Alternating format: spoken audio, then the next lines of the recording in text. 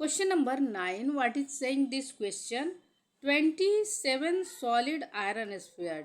27 iron sphere है, solid है, और ईच ऑफ रेडियस आर है, जिसका रेडियस आर है और सरफेस एरिया एस है, और 27 आयरन स्फीयर है, उसको मेल्ट करके एक स्फीयर बनाते हैं, उसका सरफेस एरिया एस डैश होता है। ठीक है।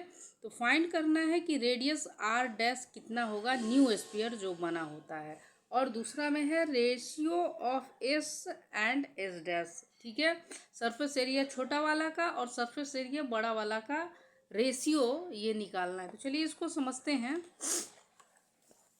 देखिए क्वेश्चन नंबर 9, 27 स्पेयर है, 1 2 ऐसे ही 27 स्पेयर है। ठीक है ना, बहुत सारा है, मैं सारा नहीं बनाती, मगर ऐसे ही 27 है। ठीक है, तो ये सारा मिल के एक बड़ा सा स्पेयर बनाता है। ठीक है, और इसका रेडियस आर है, और इसका जो रेडियस है सारा जो मिल के बना है वो आर डैश हो जा रहा है। ठीक है, और सरफेस एरिया हमने ऊपर वाला पूरा ये इसका एस है और इसका एस डैश। ठीक है, तो ये R1 पहले निकालना है हमको। पहले फर्स्ट में हमको क्या कर रहा है, पहले में हमको निकालना है R1 का वैल्यू। ठीक है, ये radius R dash of new sphere का आर डैश क्या होगा इसके रेस्पेक्ट में।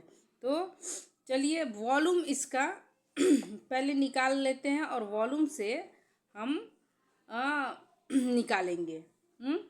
तो सबसे पहले हम मानेंगे कि रेडियस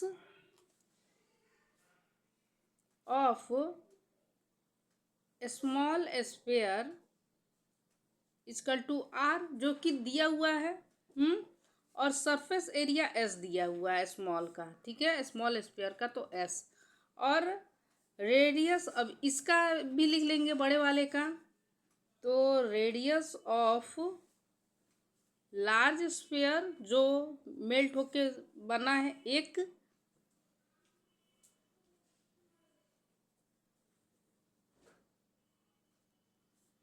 आर डैश इसका रेडियस, और सरफेस एरिया एस डैश। ठीक है, इसको S dash.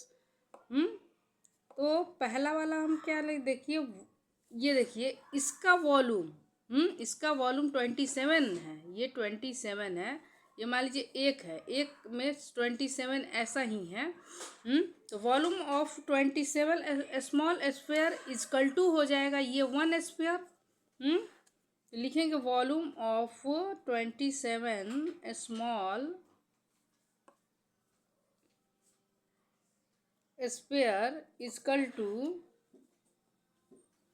Volume of large sphere.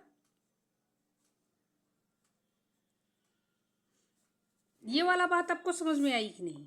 हाँ, देखिए मान लीजिए कि 27 ठो गोला हो, और वही 27 गोला को एक करके एक बड़ा सा स्फीयर मिला दिया जाए, आटे का गोला हो। ठीक है, 27 आटे का गोला हो और 27 आटे गोली को मिला के एक बड़ा सा स्फीयर कर दिया जाए, तो दोनों का वॉल्यूम क्या होगा, इक्वल ही होगा। तो वही बात है। तो volume of 27 small sphere, volume क्या होता है फार्मूला 4/3 पाई आर क्यू। ठीक है, इक्वल टू 4/3, ये भी हो जाएगा। और देखिए 27 है, ये तो एक एक का है ना, तो 27 से हम मल्टीप्लाई कर देंगे, 27 हो जाएगा। और 4/3 पाई आर डैश क्यू है। ठीक है, ये लार्ज है, ये रेडियस हमारा क्या है, लार्ज स्फीयर का R1 है, तो ये R1 यहाँ पे कोष्ट में क्यू। तो देखिए इक्वल टू के इधर है, तो ये इधर से कट जाएगा, और ये पाई से पाई कट जाएगा। और 30 ये 27 R Q equal to R dash upon में क्यू। आर डैश का हमको वैल्यू निकालना है, तो ये 27 है ना, तो ये 3 का क्यू हो जाएगा, और इंटू आर का क्यू है, और ये R1 डैश का क्यू, ये दोनों का क्यू है, तो 3R का ये क्यू हो जाएगा, पावर एक ही हो जाता है, और ये डिफरेंट रहता है तो पावर पावर एक रहता है,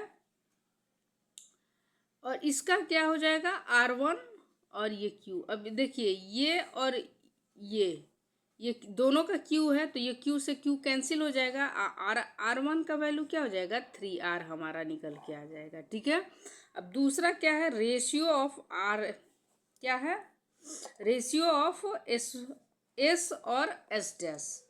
तो S अपॉन में S dash is equal to surface area, हमारा फॉर्मूला क्या होता है 4 पाई R का स्क्वायर होता है, और ये 4 पाई R डैश, ठीक है। R इसका तो बड़ा वाला स्क्वायर है ना, तो R डैश स्क्वायर, 4 से 4, R से R कैंसिल, पाई से पाई कैंसिल, बचा क्या हमारा R स्क्वायर अपॉन में R डैश इजकल टू क्या है, R dash is equal to 3R है, ये R dash is equal to 3R।